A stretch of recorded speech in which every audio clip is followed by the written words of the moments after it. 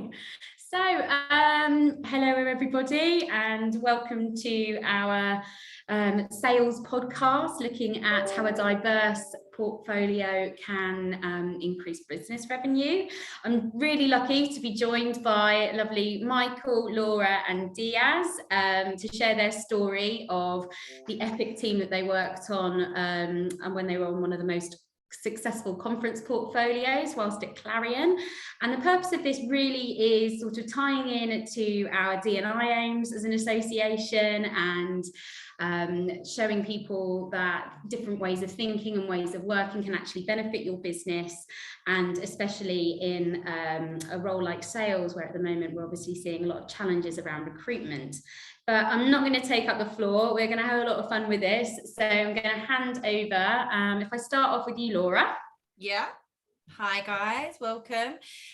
So I'm Laura Chandler, and I work as head of sales on the trade, tech and industry portfolio at The Economist. And it's good to be back here with some really nice familiar faces I haven't seen in a while because of lockdown and things. So hi, guys. Hey, Michael. Hi, I'm Michael. I'm the COO at UK Black Business Show. And yeah, same as Loza. I'm just like seeing Diaz, Loza, and Hayley. I haven't seen you in person in over 2 years. Crazy. Easily over 2 years. We've both got new little people in our lives as well. So yeah, just a whole lot of the world has completely changed. And but yeah, I'm glad to be here and yeah. See if we can relive the Ferrari days. Yay! Diaz, do you want to give a quick overview of yourself, Anne? Yes, of course. Hi, everyone. I'm Diaz Ayub. I'm the managing director for the Tea Group. If you want to find out more, we can talk about that later. But essentially, I'm now fully immersed into the wonderful world of tea, which I'm enjoying very much. And it's amazing to see familiar faces like Loza and Mikey again. To firstly reminisce a little bit, and secondly to inspire you guys on the benefits of diversifying your sales force. Yeah, fantastic. I mean, Diaz, you've got the backdrop for it. We were talking before you jumped on, like, look at that room. It's so impressive. Makes me want to be there. Okay, so guys, like, let's kick off by sort of thinking back to your days on the TPL portfolio and what made it so special. Oh, what made it so? I think I'm going to kick off slightly to take over. But I don't know. We just as always, standard. Nothing's changed. It was just, I don't know. It was just such a good vibe, wasn't it? Like, I don't know how to really necessarily describe it very eloquently, but it was just a good vibe. We were just very, very different and different personalities. And I think it was all those different personalities combined, but all driven to like the same goal. That's how I saw it. So we all had like the determination and the willing and the want to succeed in whatever we were working on, like event wise. It didn't matter that we worked on necessarily different events, but as a team, that's what we wanted, successful events for all of us. So for me, that was the kind of like the vibe, as I like to call it. Don't know if you guys. What made it so different, like from like sort of other places that you had worked and other portfolios that you had worked on? Like Mike, I know we've talked obviously beforehand, and it was you that suggested bringing this gang together again. I mean, what was like that spark that kind of made it like stand out for you? I mean, I've worked prior to joining that team. I'd worked in like some really different environments where you're expected to deliver in a certain way. You're expected to either, all stand up and pitch at 8:30 in the morning and, all have the same written script and all of that. I even worked in an environment once where, obviously I've got a Nigerian surname in Adenia, and the MD of that company was like, oh, you're gonna have to change your name because, your name is it's an unusual name that people are going to think you're weird and it's just not going to work. And I was like, what are you on about? So yeah, being in that team, like immediately I was like, there's just crazy diversity. You got Diaz, like massive, tall, brown, gay guy. There's Pete Doolan as well. There was Manoj, Asian guy. You had Nick Webb, who was just like like if he's not been diagnosed with ADHD, then I'm just going to diagnose him with ADHD. And then you obviously had Loza as a sort of female leading that team that was probably like the most like genuinely, Loza, you're probably the first woman that I had worked with in a sales environment, definitely in the sales team, that was just like so commanding of your position in the team and so confident of your position in the team. And that again was just quite inspiring. So everyone brought their own different skills to the table. And yeah, I remember I was on crutches at the time because I just literally recently had a knee operation. So I would hobble into work. 11 a.m. The reason for that is because I did US hours, Loza. Like, no, I'm joking. So I'd hobble into work and like there's just a huge buzz of activity, people selling in different ways, and it was just really inspiring to work in a place where it wasn't a case that everyone had to be the same to succeed, but we were actually all very, very different, but still hitting our numbers. That's really interesting, isn't it? And like hearing what you're saying, I remember Laura, you touching on that about he used to stroll in at 11 a.m. and because he was working on the US, and you know, and I probably had physio because of my knee and all of that. Like I say it like that. I'm still getting the same grief.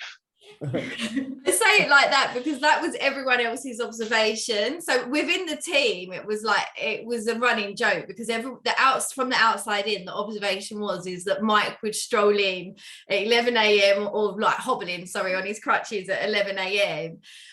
But it wasn't obviously because of his injury necessarily. Obviously, you had the physio, but it was because he did the US hours, because that was what was right for him in order for him to be successful and for the way he liked to sell.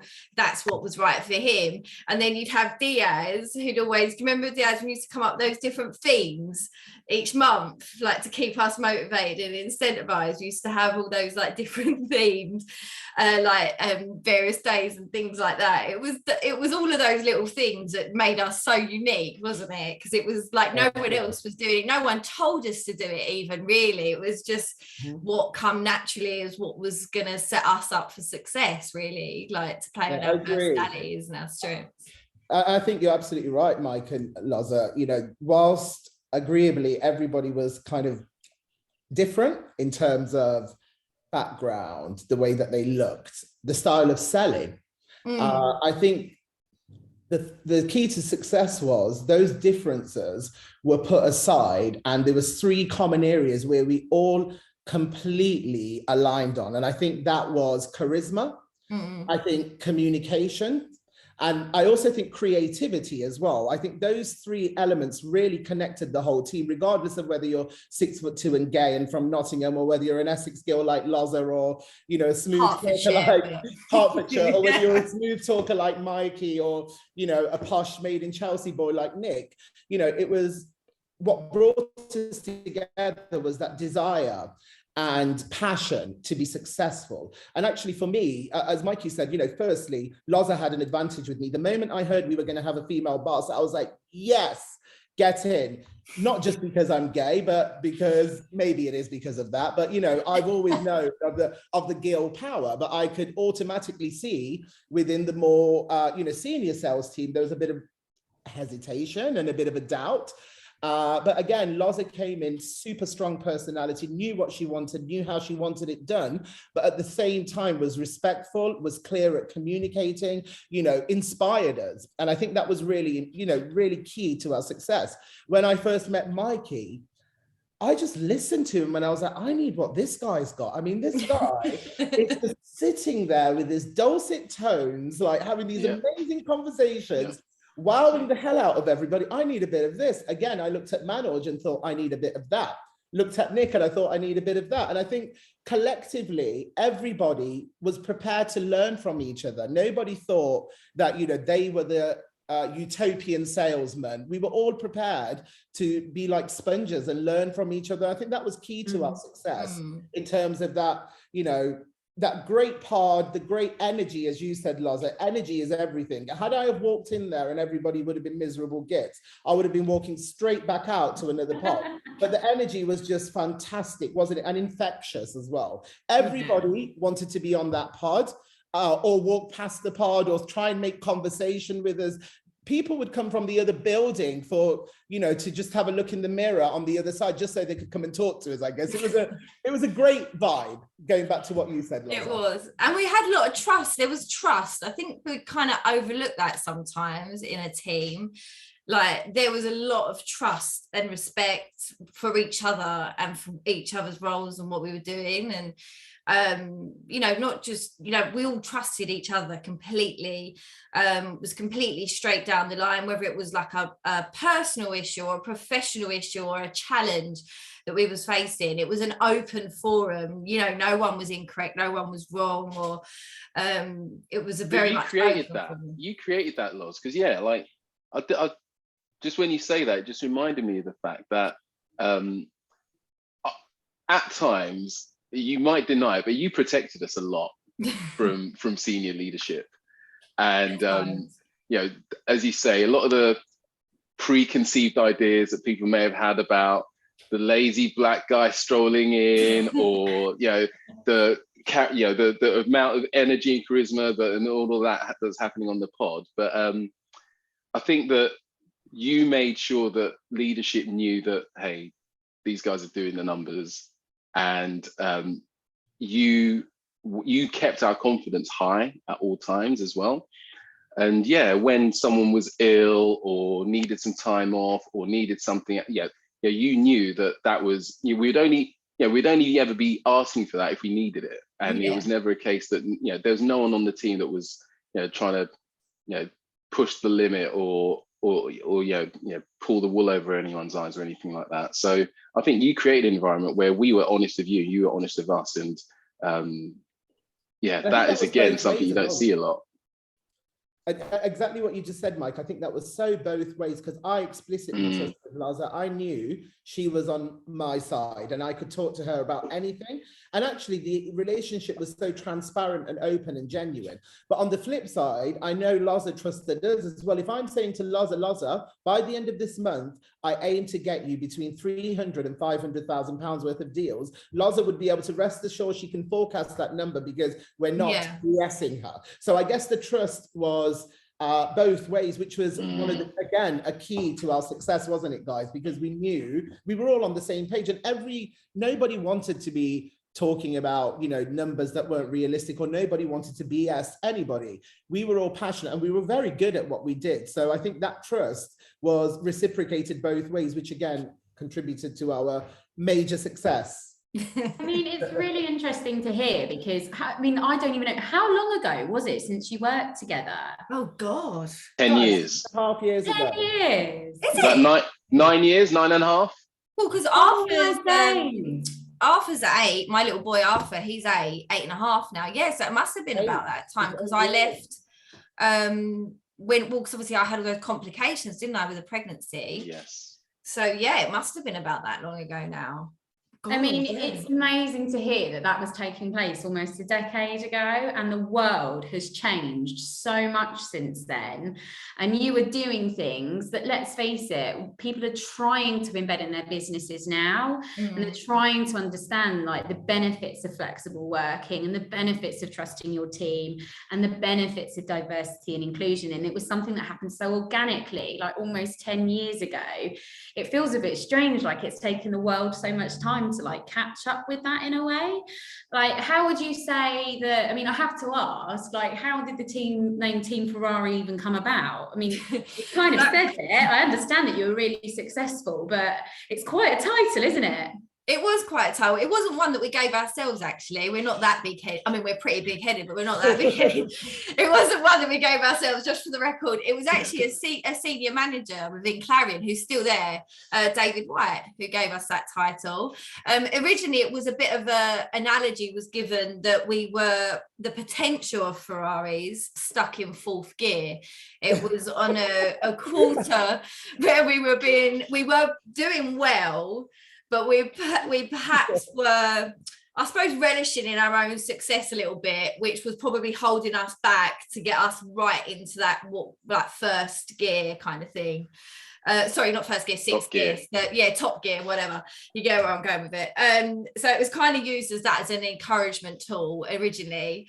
So I obviously used that information and went right back to the team and went, well, apparently with Ferrari stuck in fourth gear and we're not in top gear. I beg to differ, like that. That's all we needed, wasn't it, Laza? We just needed that push. So the Ferrari, although it's a positive term, it came from a derogatory term that we flipped around and made it positive. But then this is exactly the type of people that we were. They're like, that's it.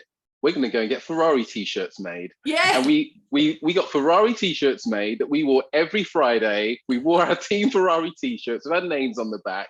And we're like, all right, if you're going to call us Ferraris, we're going to prove we're going to be them. And then I said, I've told them we're Ferraris like that. I said, and we are going to be Ferraris in top gear now. That's it.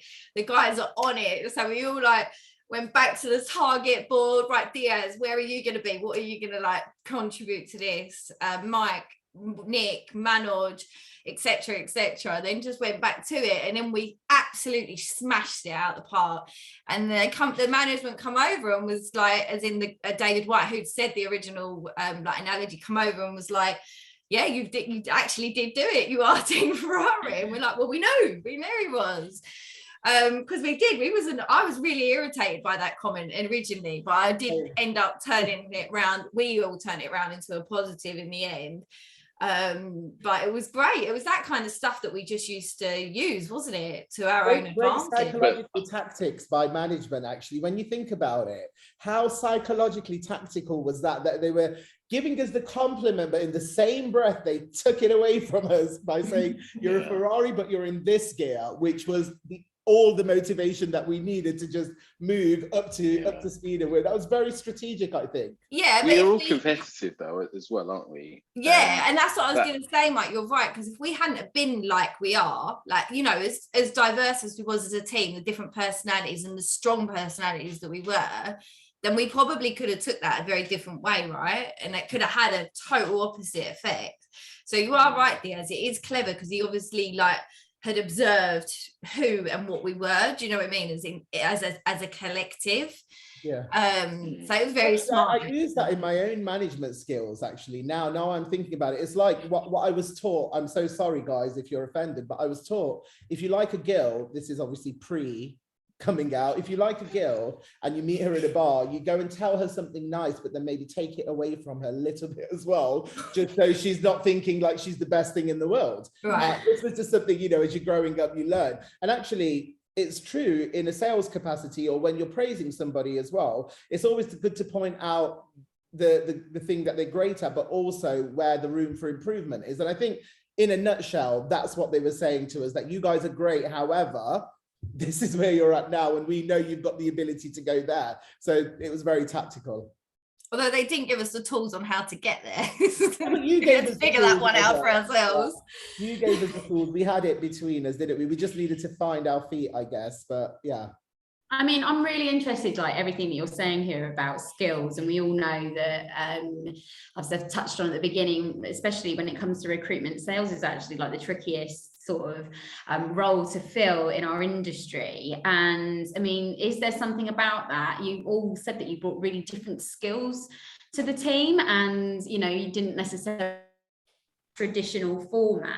I mean, can you talk a little bit more about that? Are there any sort of nuggets of gold that you kind of were like, no, I wasn't prepared to do that, and I did push the boundaries, and I did decide that I wasn't going to be doing that anymore, but actually it led to really great results and we were respected enough to do that? Could you touch on that?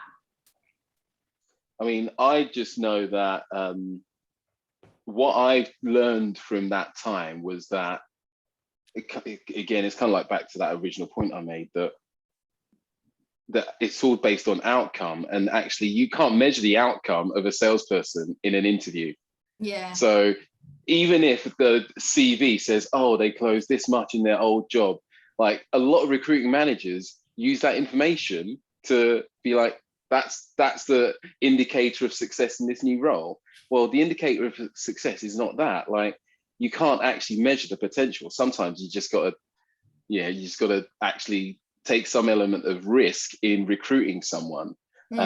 And also that element, and that risk comes with trust. It's like, you know what, based on this criteria. So, a lot of companies, if they're not, they should be looking at, are they using some sort of scorecard where there's a sort of minimum requirement? So you take all the bias out of it. You don't take the historical number of, they sold this in their old job or whatever it might be, or, whether they played sport or whatever it might be, like all the traditional things that you might base on, whether that person's going to be successful in a sales job or not, and remove that bias, but then just give yourself the freedom to trust that, I'm going to give them the freedom to achieve their potential in whatever that role might be. And I can literally name you like 3 or 4 people that I've recruited that others in various businesses have said, I don't think that's the right person for you. Oh my God, I don't think that's the right person in the team. Why are you they didn't, this is what they did in that last job. Why are you doing that? And again, it's kind of like motivated me to be like, why don't you trust my decision? And why don't you trust that this person can achieve what they've done? And literally every single time they've been a success. And it's definitely, I've definitely seen this example in this team. I've had someone that, could only work part-time, and I said, you know what, let's do it. Either way, let's give it a go. Because in a previous role, I worked with a lady that could only work part-time, had 3 kids, but she used to drive tanks for the Israeli army. Oh my God.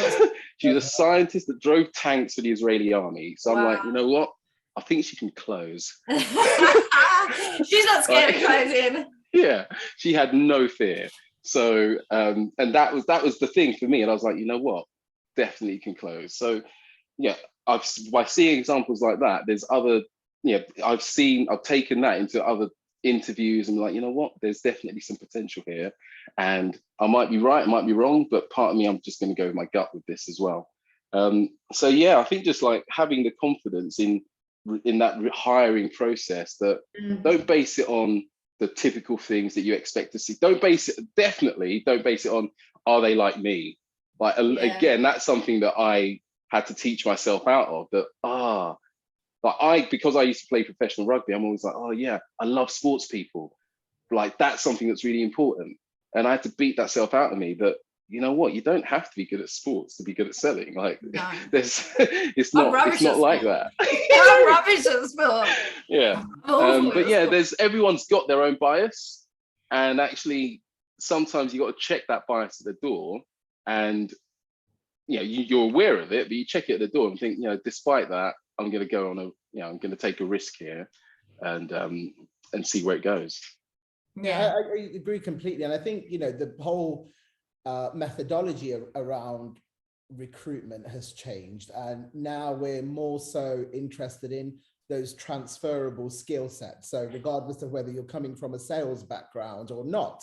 And I think, just understanding the important principles of whether it's a salesperson, head of HR or marketing, what are you actually looking for within that role? And do you see potential in this person being able to either have part of the skill set in the current day and be able to be evolved into something, which is perfect for the role? And I think having that openness is going to be more beneficial, because it's going to be very difficult to find the textbook perfect salesperson, because the 3 of us have already got jobs. So sorry guys, tough luck.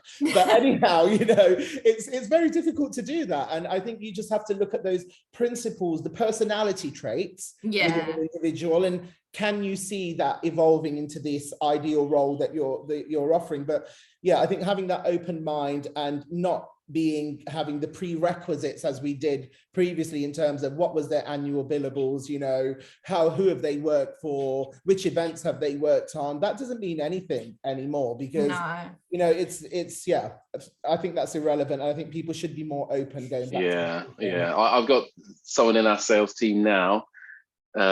She has never worked in events before. Openly said, I don't really like this cold calling thing, don't think it's going to work. We bought her the mobile, she's barely picked it up, and part of me was really stressed about it. I'm like, oh man, she's smashing it.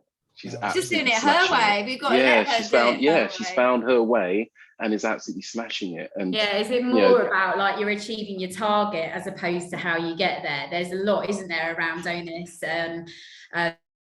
into the business, new people coming into the events world and not wanting to pick up the phone, and a lot of sales managers and directors are really nervous about it. But we're seeing it in some of our sort of smaller companies that are you know, progressive isn't the right word, but you know, there's in corporate world, there's a way things have been done and it's harder to break that cycle. But you know, they're saying as long as they hit the target, I don't care how they get there. But sellers are selling differently, but I think buyers are buying differently as well, right? So it kind of in tune with that. I mean, I don't know if you guys found this, but during COVID, like obviously no one was in the office, so you couldn't cold call the office because no one was there.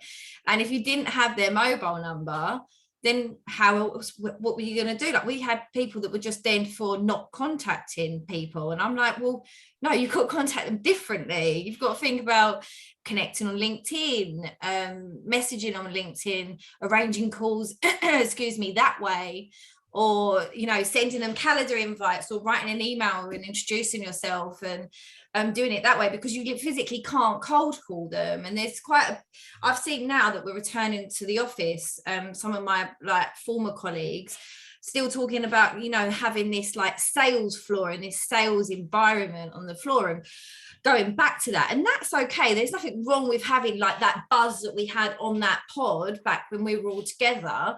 But I also think that it's evolved since then and it's changed since then. We can have that buzz remotely now as well. It's still good to have that buzz in the office, but it doesn't mean that we all have to be there 5 days a week. It just means when we're there together. So when we're in the office, we're there together, whether that's 1 day, 2 days, whatever that looks like. And you create the buzz in different ways. And I'm quite frustrated that after all we've experienced during lockdown and the different ways that we've found to sell, but still using our own personalities, that there's this obsession about having a sales floor. I mean, I mean, you're completely right, Laura. It's, you know, I speak to members about it and it's completely different across the board.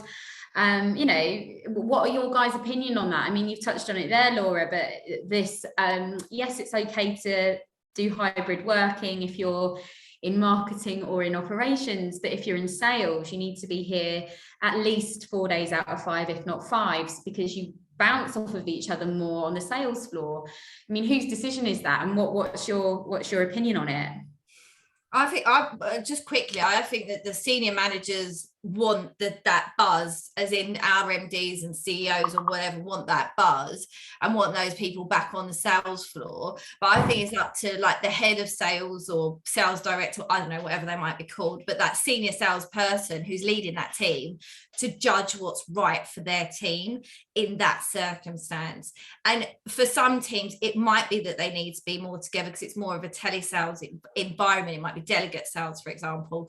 That kind of makes more sense. But you know, you've got to judge it by what the need is for your team at that particular moment in time, and with reflection on what's needed for the business as well. You know, that's how I see it. I think it falls to that head of sales to really drive that, because they should know their team and they will know their team more than the CEO or the MD, and it's up to them to fight that sales team corner. And I feel very passionate about it because I know that's what I do and what I would have done if we were still all together in our previous roles.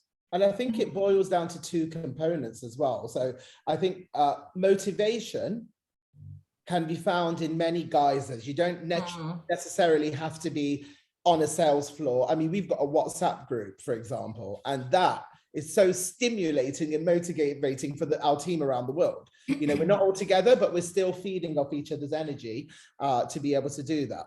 And I think secondly, the key in terms of differentiating whether there should be like a collective sales environment or not is also the product line as well. As Loz has said, I'm not being funny, but there was nothing more frustrating for me than trying to close a £50,000 deal with a boiler room background noise. There is no way I was happy to do that. Well, if I'm selling a £2,000-3,000 exhibition stand, bring on the buzz, bring on the boiler room background. But if I'm speaking to Visa, MasterCard, Huawei, I do not want to seem that I'm in a room full of salespeople trying to sell them a package. So I think, as Loza said, it does depend on the product as well. If you're selling a 50, six-figure sum, you need total silence, you need total alertness, and that customer, whether it's on a Zoom, whether it's on a call, needs to feel that you have their undivided attention. And for me, I'm so sorry, Loza and Mike, now, but I can only imagine how horrible it must have been for your customers while you're trying to talk to them with me in the background. I apologize.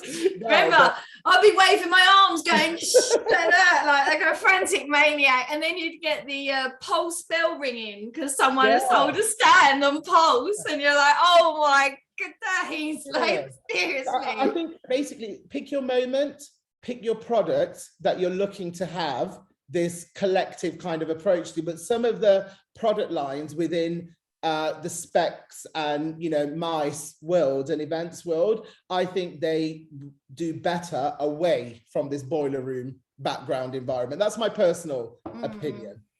I mean, you're saying that and a siren's literally going off behind me through the window. Or I have my little girl that comes a bit in. more perfectly timed. I mean, it comes down to the culture as well, though, doesn't it? Like, I think if going back to 10 years ago, like, we defined a culture for our team that allowed us all to thrive.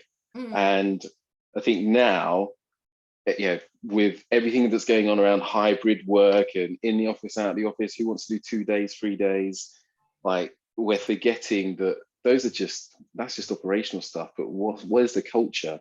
And that culture can still be defined wherever you are. Like, our team, just like you're saying, Diaz, like, I video call our colleagues, or we do voice notes to each other. I do voice notes with customers. Yeah. Like, I've just had a sponsor just now, like, trying to close a deal. They just video called me from their office on WhatsApp. Like, I think that sort of the style of communicating, and again, you mentioned communication earlier, the style of communicating is evolving. So we all should be evolved. The way that we sell evolves with that as well. Yeah. And that kind of helps define what that culture is. Like, it doesn't have to be a weekly pipeline meeting anymore. It could be a 5-minute quick WhatsApp call at the start of the day. What's your key priority today? Or a forecast, or a commit meeting, or whatever. Do you know what I mean? Like, those kind of meetings. And I think that's what makes a successful sales team and a successful leadership, like what you're saying, it's that diversity. And what you've explained, Mike, is exactly that is a diverse sales team. Forget about the cultures, different backgrounds, women, black, white, whatever, it's those different personalities that create that diversity and that flexibility, that empathy with what your clients' needs are, and being able to understand that, and therefore applying that to your business, and and making sure that team has accountability. That's like the other thing, isn't it? They're accountable for their own success as well. So, and I think again, sorry, go on. No, you carry on. I was just going to say, I think, now being away from events, guys, I'm a commercial person. That's what I've done all my life. And yes, I had a 7-year stint in the events industry, which I enjoyed very much. Met some great people, great experiences, and was able to broaden my own skills. However, coming away from the event sector now and still working in a commercial role, doing business around the world, I just think the mindset from an events perspective is so prohibitive for the sales professional themselves. I mean, don't put me in a room of salespeople. Go and send me to physical meetings around the world. Let me go and meet my customers. Let me speed up that sales cycle. Let me make a human relationship with this person you want me to get £50,000 from, or £100,000 from, and then let's assess the success of the sales strategy. I think right now, everybody is still in the 15-year mode of events. If you want to be successful in today's day, you have to build a relationship. You have to build trust, not only with your partners, but also with your staff as well. And I think by having this boiler room environment, it's completely the opposite of the way that you should be going. If you've got somebody like Loza or me or Mikey, don't stick them behind a desk, give them their target list, fly them out to wherever they need to go, put a huge target on their head, and let's see what the difference is in terms of boiler room environment versus face-to-face meetings and actually trying to build a relationship. And I think that's the direction. I mean, I'm in the tea business, completely different. I wouldn't even expect to try and get £5,000 of somebody over a telephone call. Now, I know sometimes it's impossible, they're overseas or whatever, but you have to invest to get out of the equation. And with the event side of things, I feel that the mentality is minimal investment with a desire for maximum income, and it's just not viable and it's just not realistic. So I think there's a whole scope of trying to revise the way that the specs professional is nurtured and the way that the specs campaign is delivered. That's my personal opinion.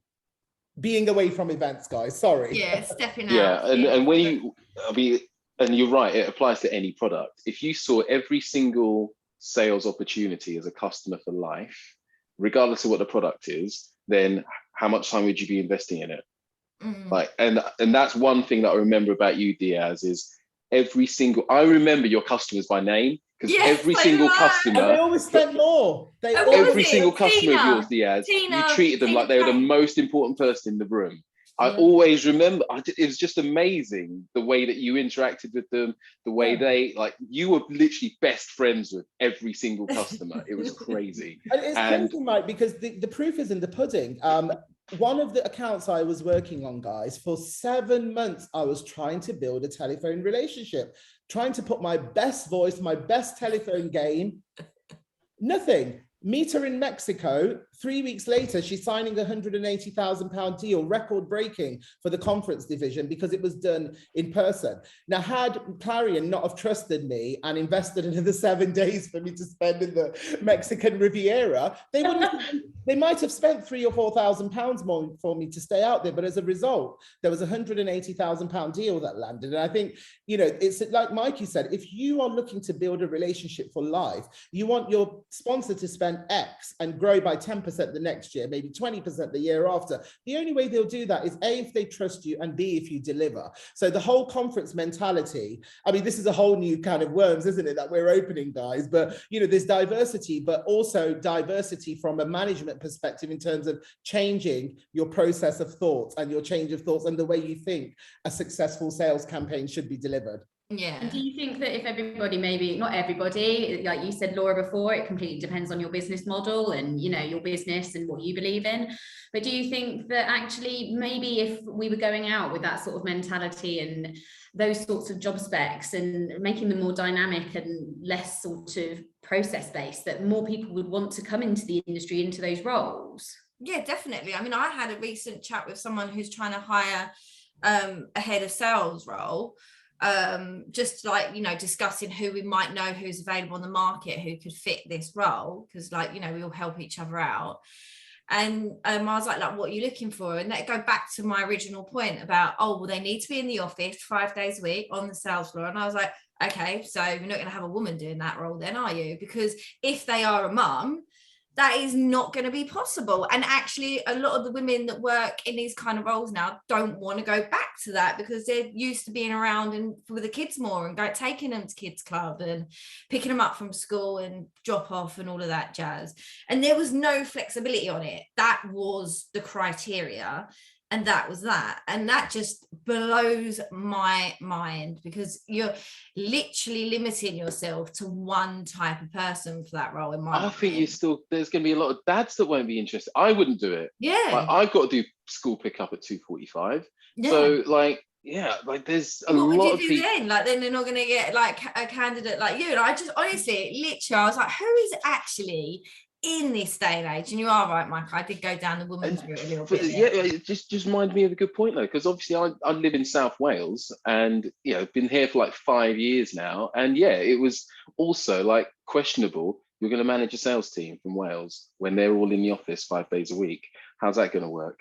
oh, there's this thing called Slack, and there's this thing called Salesforce that we actually use it every day, that allows us to monitor sales and opportunities, tasks, leads. So it's just you might have invested quite a lot of money into that, guys, as well, actually. So we might as well use it to our full advantage rather than just printing off pretty pie charts. but that's the world that we have to live in now. So it's like our world where we know that the technology is out there for absolute transparency and everything.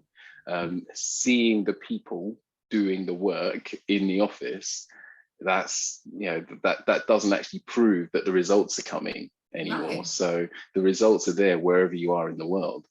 And it goes back to like the original point of what we said. It's about that relationship that you have with your team and your account and your clients, and how you best use that. Do you know what I mean? Like, because you've got the technology, you're not put yourself out from a job, you've just relocated somewhere else and used the technology and your relationship and your trust with your team to your advantage. Do you know what I mean? Like, use it all those tools that you've got in order to do your job successfully, which still, honestly, it blows my mind that people still like think like back to that age. And it's not like we've been told, or I've been told, or we've been told how to do this. Actually, it's just kind of naturally, organically happened, which maybe lucky, I don't know. But I mean, what if like I've got someone on this like podcast listening in and feeling massively inspired, like, but they are in, Mike's position when he was,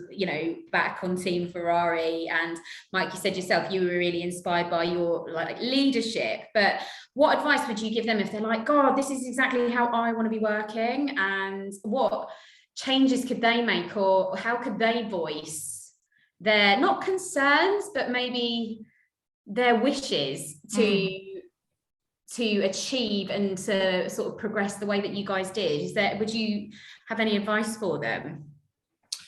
I think go on, Mike, you go. It just takes a lot of confidence, and that is confidence that you'll be heard, but also confidence that if you're not, then there's other businesses out there that will believe in the way that you want to work. So like, even I don't mind saying it, even when I said that I wanted to move to Wales, like the question was asked, well, if we say no, what's going to happen? I said, I'll just leave. Like, I'll just leave and move to Wales. So like, oh, okay. So, all right. Well, because I believed in the value of myself in the business. So they knew that they weren't going to just let me leave. So, but if they did, I was confident that I'll find a job that will believe in the way that I want to work and so forth anyway. So, and right now, I've just seen it on the news. There are more jobs available than unemployed people in the UK. Really? There are 1.3 million jobs out there that we cannot fill as a country, that is slowing down the economic growth of this country right now. So there are jobs out there, and there are absolutely people out there that will say, okay, if you want to live in Manchester, that's fine. Yeah. We will still take you on. And you will get the work-life balance that you're looking for.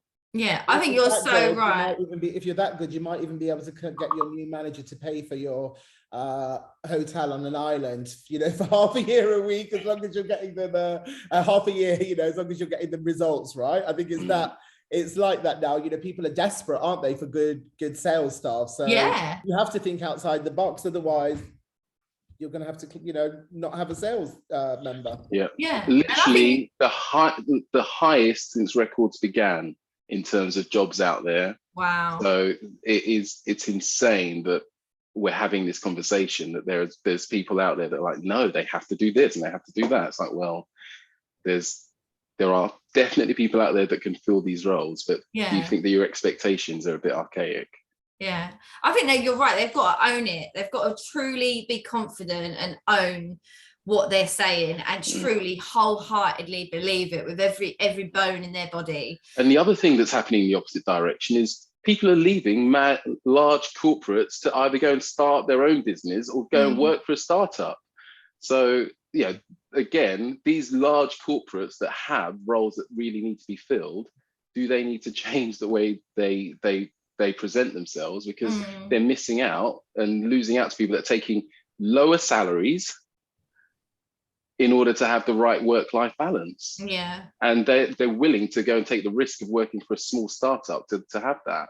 Yeah, well, mental well-being ties into this hugely. Yeah. Look at the time that we were working together, nobody wanted to talk about mental health or, you know, anxiety, or stress, whether you're feeling it or whether you weren't. And I think now people are so much more in tune with what's good for them in terms of overall holistic well-being from a mental health, from a physical health perspective, that actually, if you want to be that stressful employer that puts unrealistic demands and wants to take away any form of lifestyle from your employees, you're not going to have any employees. You need to be enhancing your employees' lifestyle. So you're not only providing them a salary, you know, you're 8 hours you spend with your employer, that's a big portion of your daily life. You have to have some form of, you know, sanity and well-being within that environment. And if you don't, and, you know, you're being told that you need to be in a boiler room or you need to be in the office every day, it's not going to help you get that right caliber of employee. And actually the employees won't want to work for you because, as Mikey said, I'd rather go and work for a startup, or, you know, rather start my own small, you know, cookie business or something where I'm more happier, you know. And I think these are all really important considerations in the modern age to think about as well. And I think you did oh, sorry, go on. I completely agree. I mean, you know, I'm obviously from the associations world, and you know, we're a really small team here. But my you know, assistant that works with me, she really values that flexibility, and she doesn't ask for much, like, at all. It's like, oh, do you mind that because I got in here 15 minutes early, I leave 15 minutes early so I can get to the gym? And I'm just like, well, yeah. Like, it doesn't even have to be a lot, is what I mean. It doesn't have to result in people saying, I've moved to South Wales, please, you know, and I'm going to do whatever, like I'll leave however I feel to achieve that. It could literally be something as simple as giving people the flexibility of time. And I'm like, well, it's her health as well as being flexible. You know, if it means that she gets to go to the gym, that's good for everybody. That's exercise, it's releasing those endorphins, it makes her feel better about herself, she's going to feel better about coming to work. And it's like, it doesn't have to be the moon on a stick, is what I'm saying. It can be really small changes to give people flexibility, and it really, really, really is stuff that they value. Yeah, I agree completely. Rather than, you know, telling people that they have to come and spend time on the sales floor, you'd be better set telling them they have to go and do a workout in the morning to invigorate their mind and do something that's good for them. I think that's a much better approach as a prerequisite than actually come onto a sales floor and spend 5 hours on the telephone minimum. You know, I think we have to look at things differently, as you're saying, guys, and be flexible in this modern age. But everybody's so much more aware of everything compared to when we worked together, Mikey and Loza. So I think there's more challenges that one has to consider when looking at your perfect sales force, I guess. Yeah. And I think, like, if they're listening out there and they're thinking, oh, this is what I want, I'd just say, if you don't ask, you don't get. And if they're not giving you the response that you feel you truly deserve, and they're not putting that trust in you, and that's like not reciprocated, then you need to find someone else, like Mike said, that's going to give you that. There's a lot of jobs out there. There's a lot of different opportunities. I mean, I've been at roles where, you know, I still wholeheartedly believe in the way and the style that I manage my team. And I've been in roles not even that long ago, where they were totally trying to change my style of management and who I was. And for a little while I went along with it because I was like, oh, you know, otherwise I'm going to be out of a job. And then I was like, oh my God, what am I doing? This is crazy. Like, I'm not being true to myself. As a result, I'm not being as successful as we could be as a team and as an individual. It's like, it was suffocating me, it was draining me, it was making me ill, actually, to be honest. And I had to get myself out of that environment. I actually, because of the commitment with the kids and things, didn't end up leaving out of choice. It was because of COVID that I left in the end, because they got rid of a load of staff. But obviously everything happens for a reason. And I'm like in a much more successful, vibrant atmosphere now than I've ever been. I dictate what my sales team do and how I would like them to do it, and as a collective we figure out, you know, the best approach for their needs and for the business needs. And that is exactly what we had in Team Ferrari, and I felt passionately about it, and I wanted to get back to that, which is where I am now. But lost my way a little bit on the way. I mean, guys, that's time. I mean, we've been talking for 50 minutes now, and I could listen for another 50. I find it so engaging and just so lovely seeing you all and listening to you. And I just think it's such an inspiring story. So I hope we get to see you again. But I think that it's time that we bring it to a close, unfortunately. Is there anything else that you'd kind of like to leave as a final thought before I say goodbye? Just good luck to anybody who's, you know, on a recruitment journey right now. We hope we've given you some food for thought in terms of broadening your horizons and the way you're thinking about recruitment. But just good luck, and yeah, good luck. Yeah, and likewise for anyone that's looking for a new role, or you know, or maybe, sorry, I shouldn't say that, or maybe feels like they're in a position that they don't feel like they've got an option or that they've got a voice. Like, you're absolutely valued. Like, you can definitely create a business case for the change that you're looking for. And yeah, I'm happy for anyone to reach out to me if they want to talk about it more as well. Yeah, same. If anyone wants any, like, you know, just a soundboard to bounce ideas off on, you know, creating that kind of diverse culture, like we had at Team Ferrari, then, you know, just please reach out, because we, you know, we've learned what we've learned by listening and working with others. You know, on Team Ferrari, we all learn from each other, and we're still learning to this day. So please reach out, because that's great. We need that knowledge as well. So also, if anybody does want to, go on. I was just going to say, also happy to have a cuppa with anybody that wants to reach out. Oh yeah, need to try something. I want to come to that tea room. I want to come to your little yes. Ideas, right? Yeah, your showroom. I love that. Thank you. Yeah, I mean, oh, that's amazing. And, you know, I wanted to ask for that, but I hadn't asked beforehand, so I didn't want to put you guys on the spot, but you've done it anyway. So any of our listeners, if you want me to put you in touch with Laura, Michael, or Diaz, like, please just let me know. It's hayley@aeo.org.uk, and I'll link you up. So guys, thank you so much for your time, as always. Thank you, Hayley. Good to see you. Good to see you, Loz. Yeah, good to see you guys. Yeah, lovely to see you all. So if you want to jump in, anyone, speak to you later. Take care. Bye.